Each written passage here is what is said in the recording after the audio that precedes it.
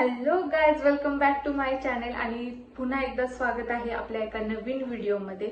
जसं की फर्स्ट ट्रायमिस्टर बद्दल मी तुम्हाला सांगितलं, माझे एक्सपिरियन्स सांगितले, माझी प्रेग्नन्सी अपडेट दिली.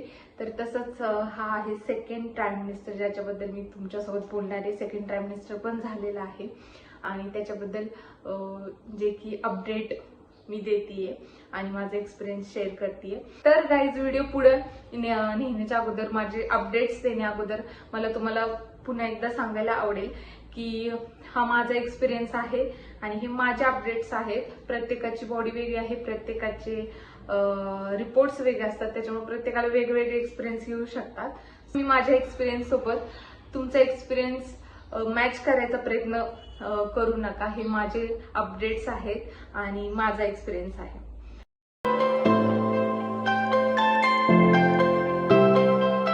तर सेकंड ट्रायमिस्टर मध्ये आपण ज्या गोष्टीची खूप वाट बघत असतो किंवा आपण खूप जास्त विचार करत असतो की हा आता आपण प्रेग्नेंट आहे तर पोट का दिसत नाहीये किंवा काही वेगळं का दिसत नाहीये, कळून का येत नाहीये मी प्रेग्नेंट आहे म्हणून. सो त्या गोष्टी व्हायला चालू होतात आणि माझ्या बाबतीतही तेच झालं. आपलं बॉडी शेपमध्ये चेंज म्हणा किंवा ज्या गोष्टीची आपण वाट बघत असतो, पोट वाढणे म्हणा, ह्या सगळ्या गोष्टी हळूहळू सेकंड ट्रायमिस्टर मध्ये जाणवायला लागतात आणि मलाही त्या जाणवल्या. आणि मग नंतर हळूहळू हे छोटे छोटे प्रॉब्लेम यायला लागले, ज्याच्यात पण काही गोष्टींचा आनंद आहे. जसं की कपडे, आपल्याला जे पहिले कपडे असतात आपले खूप फिटिंग मधले किंवा ती साईज आपल्याला बसत नाही आणि ते हळूहळू जाणवायला लागतं. आणि पोटही आपलं थोडं थोडं वाढत जातं, तेही जाणवतं. आणि मेन गोष्ट, जेव्हा आपण ह्या 3 महिन्यांमध्ये सोनोग्राफी करतो, कदाचित काही 2 होत असतील, काहींची 1 होत असेल, जसं तुम्हाला डॉक्टर सांगत असतील, किंवा 3ही होत असतील, तर ह्याच्यामध्ये आपल्या जसं की पहिल्या 3 महिन्यामध्ये ना डॉक्टर आपल्याला गेस करायला लावतात किंवा आपल्यालाही कळत नाही हा बेबीचा कुठला बॉडी पार्ट आहे किंवा काय आहे. तर ते ह्या सेकंड ट्रायमिस्टर मध्ये आपल्याला सगळं समजायला लागतं. डॉक्टर जेव्हा आपली सोनोग्राफी करत असतात त्याआधीच आपल्याला जाणवायला लागतं किंवा त्याआधीच आपल्याला ते स्क्रीनवरती बघूनच समजतं की हा बॉडीचं हेड आहे किंवा हे हात आहेत, हे पाय आहेत, हे आपल्याला क्लिअरली समजायला लागतं. म्हणजे बेबीची वाढ पण पूर्णपणे जे अवयव असतात ती झालेली असते 4थ्या आणि 5व्या महिन्यामध्ये. आपल्यासोबत म्हणाल तर हा सगळ्यात बेस्ट टायमिंग असतो तो म्हणजे सेकंड ट्रायमिस्टर, जो की मी स्वतः एक्सपिरियन्स केलाय आणि आपण ऐकलं पण असेल खूप जणांचं. कारण काय होतं, पहिल्या 3 महिन्यांमध्ये खूप काळजी पण घ्यावी लागते आणि वॉमिटिंग वगैरे ह्या गोष्टी खूप मुलींसोबत होतात किंवा आपण खूप क्युरियस असतो की काय होईल, काय होणार आहे माझ्यासोबत, आता कसं पुढचं जाणार आहे. ह्या गोष्टींमुळे पोट दिसत नसतं, त्याच्यामुळं आपल्यालाच आपली काळजी घ्यावी लागती. आजूबाजूच्या लोकांना माहिती नसतं आपण प्रेग्नेंट आहे म्हणून. सो ह्या सगळ्या गोष्टी होतात. आणि शेवटच्या ट्रायमिस्टर मध्ये काय होतं की खूप नाजूक अवस्थेत असतो, आता खूप जवळ आलेली असते गोष्ट. सो त्याच्यामुळे मला वाटतं की हा सगळ्यात बेस्ट आतापर्यंत. जसं की आता माझा लास्ट ट्रायमिस्टर मधला लास्ट मंथ चालू आहे, त्यानुसार तर मी सांगू शकते माझा सगळ्यात बेस्ट एक्सपिरियन्स हा ह्या सेकंड ट्रायमिस्टर मध्ये आला आहे. जसं की खूप जास्त एनर्जी जाणवत होती, काही काही गोष्टी करायची इच्छा होत होती. म्हणजे असं नाही की फक्त खाणं पिणं ह्याच बाबतीत, दुसऱ्याही काही गोष्टी करण्याची इच्छा होती. असं आपलं बसून राहावं असं वाटत नाही. आणि माझ्या बाबतीत तर ते झालं. मला असं कुठल्याही गोष्टीचा कंटाळा येत नव्हता ह्या सेकंड ट्रायमिस्टर मध्ये. आणि अजून एक जी गोष्ट झाली, जी हार्मोन्समुळे, प्रत्येक हार्मोन्समुळे हळूहळू चेंज होतात. सो माझ्या सेकंड ट्रायमिस्टर मध्ये हा सगळ्यात मोठा चेंज होता, तो म्हणजे बॉडी टॅन होणं. जसं की नेक आणि अंडर आर्म्स हे सगळं खूप जणांचे होतात किंवा आपल्या पोटावरती पण टॅन जाणवतो काही काहींना. सो मला खूप जास्त टॅन माझ्या नेकवरती जाणवायला लागला हळूहळू. 4th मंथ मध्ये नाही एवढा जाणवला. जेव्हा 5th मंथ चालू झाला सेकंड ट्रायमिस्टर मधला सेकंड मंथ, सो तेव्हापासून मला थोडं थोडं टॅनिंग जाणवायला लागलं आणि समजायला लागलं की आता आपलं हार्मोन्समुळे चेंज होत जात आहेत.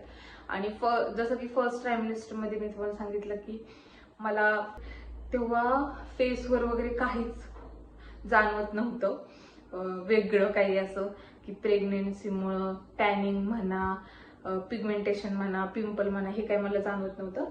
सो सेकंड ट्रायमिनिस्टरमध्ये माझा चौथा, पाचवा आणि 6वा जो महिना आहे ते 6व्यातल्या अर्ध्या महिन्यापर्यंत एकदम क्लिअर स्किन, ग्लो पण करत होती आणि थोडंसं काय म्हणतात, थोडेसे चब्बी चिक्स पण वाटत होते. जास्त काही जास्त फॅट पण नव्हतं जाणवत, पण एक ग्लो एक जाणवत होता. आणि 6व्या महिन्याच्या एंडिंगला म्हणजे लास्टच्या 15 डेजमध्ये थोडेसे पिंपल्स हार्मोन्समुळे मला वाटायला लागले आणि जे की आता थोडेफार फेसमध्ये अजूनही त्याचे डाग म्हणा ते दिसत आहेत. आणि ते थोडंसं मला 6व्या महिन्याच्या एंडिंगला तो माझ्यात बदल झाला.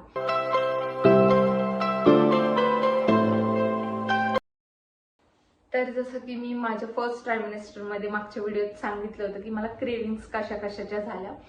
तर फर्स्ट ट्रायमिनिस्टरमध्ये मी तुम्हाला सांगितलंच की मी चिंचा खूप खाल्ल्या. तर सेकंड ट्रायमिनिस्टरमध्ये मी सगळ्यात जास्त मला काळी मैना खायची इच्छा होत होती. सो मी काळी मैना आणि जांभूळ हे खात होते, जे की एक फ्रूट आहे. आपण कधीतरी खाल्लेलं असतं त्याबद्दलच आपल्याला क्रेविंग होते, हे खरं आहे. असं नाही की कधी खाल्लं नाही आणि जर बघितली एखादी गोष्ट तर त्याच्याबद्दल आपल्याला क्रेविंग होऊ शकते की हे खावंसं वाटू शकतं. सो मला सेकंड ट्रायमिनिस्टरमध्ये खूप जास्त ते खावंसं वाटत होतं आणि मी सेकंड ट्रायमिनिस्टरमध्ये खूप जास्त फ्रुट्स खाल्लेत. आणि थर्ड मला आणि त्याच्यानंतर माझी खायची इच्छा कमी झाली फ्रुट्स. सो सेकंड ट्रायमिनिस्टरमध्ये मी खूप जास्त फ्रुट्स खाल्ले. क्रेविंग नाही म्हणता येणार, पण फ्रुट्स खूप जास्त खाल्ले आणि बाहेरचं खायचं हळूहळू मनानेच इच्छा कमी होत गेली. आणि मी नाही सेकंड ट्रायमिनिस्टरमध्ये म्हणजे मला वाटतं खूपच परफेक्ट पोझिशनमध्ये असतो तेव्हा की आपण बाहेरचं खाऊ शकतो थोडंसं लास्ट 4थ्या 5व्या महिन्यामध्ये मी 3 महिने खूप जास्त, 4था 5वा आणि 6वा या 3 महिन्यामध्ये मी खूप जास्त फ्रुट्स खाल्ले. आणि जसं की मला ते एक जे फ्रूट होतं ते खूप जास्त खायची इच्छा होत होती. मी खाल्लं पण ते म्हणजे काळी मैना. सो तेही खाल्लं. आणि लास्ट 6व्या महिन्यामध्ये मला थोडंसं बाहेरचं खावंसं वाटायला लागलं. बाहेरचं म्हणजे हे पण नाही की बाहेरचं हॉटेलमधलं जेवण वगैरे नाही, तर छोटे छोटे आपले स्नॅक्स असतात. मग त्याच्यामध्ये कधी कधी गोड पण खावंसं वाटत होतं, क्रीमचं बिस्किट म्हणा, कुरकुरे म्हणा. सो हे जे काही स्नॅक्स आहेत हे मी खायला चालू केले होते 6व्या महिन्यामध्ये. चालू केले होते म्हणजे खावेसे वाटत होते आणि मी ते खात होते. तर गाईज असा होता काही माझा सेकंड ट्रायमिनिस्टर, जो की मी तुमच्यासोबत शेअर केलाय, माझ्या अपडेट्स दिल्यात आणि थोड्याफार काही गोष्टी तुमच्यासोबतही झाल्या असतील किंवा तुम्हीही प्रेग्नेंट आहात किंवा तुम्ही ह्याच्यातून जात आहात. आणि मला वाटतं की थोडीशी काही गोष्टींची तुम्हाला मदत होईल ह्या व्हिडिओमधून, की तुम्हालाही जाणवेल की नाही हे फक्त माझ्यासोबत नाही होते, अजूनही कोणासोबत तरी होते. आता जसं की ज्या काही गोष्टी मला झाल्यात त्या माझ्या जवळच्या व्यक्तींना नाही झालेल्या आणि ज्या त्यांना झाल्या त्या मला नाही झालेल्या. सो हे कॉमन आहे. आणि लास्ट मी हेच म्हणेल की कुठलीही गोष्ट लगेच कॅज्युअल घेऊ नका किंवा खूप जास्त ओव्हर रिॲक्ट पण करू नका. जर तुम्हाला कुठल्याही गोष्टीचा डाऊट वाटला तर आपण आपल्या डॉक्टरला विचारू शकतात. कारण की मी तरी कुठल्या म्हणजे मी पण सगळ्या गोष्टी नाही सांगू शकत जेवढे तुम्हाला डॉक्टर सांगू शकतात. कारण त्यांच्याकडे तुमचे पूर्ण रिपोर्ट्स असतात. त्यांना माहिती असतं की तुमच्या बेबीची वाढ एवढी झाली आहे त्याच्यामुळे हे होऊ शकतं किंवा हे नाही व्हायला पाहिजे, ह्या सगळ्या गोष्टी. आणि तुम्हीही ह्या पिरियडमधून जात असाल किंवा गेला असाल किंवा फ्युचरमध्ये तुमचा हे असा काही प्लॅनिंग असेल तर ऑल द बेस्ट. मी थर्ड ट्रायमिनिस्टरचा व्हिडिओ घेऊन येईलच आणि त्यानंतर अजूनही एक व्हिडिओ मी अपडेट करेल तुम्हाला. जसं की आता मी सगळ्यात माझा एक्सपिरियन्स शेअर करते, माझे अपडेट देते आणि तुम्ही माझ्याशी रिलेट करत आहात. सो अजून एक महत्त्वाचा जो व्हिडिओ असतो, महत्त्वाची एक गोष्ट असते ती म्हणजे डिलिव्हरीला जाताना बॅकपॅकिंग आपण करतो किंवा काय काय घेऊन जावं लागतं. सो आता माझा पण पहिलाच एक्सपिरियन्स आहे, तोही व्हिडिओ लवकरच येणार आहे. त्यासाठी नक्की सबस्क्राईब करा.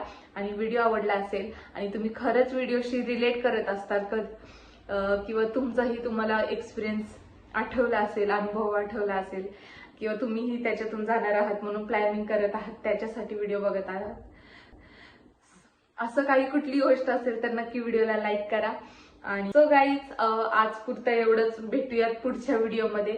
तोपर्यंत लाईक करा, शेअर करा, सबस्क्राईब करा आणि बाय बाय.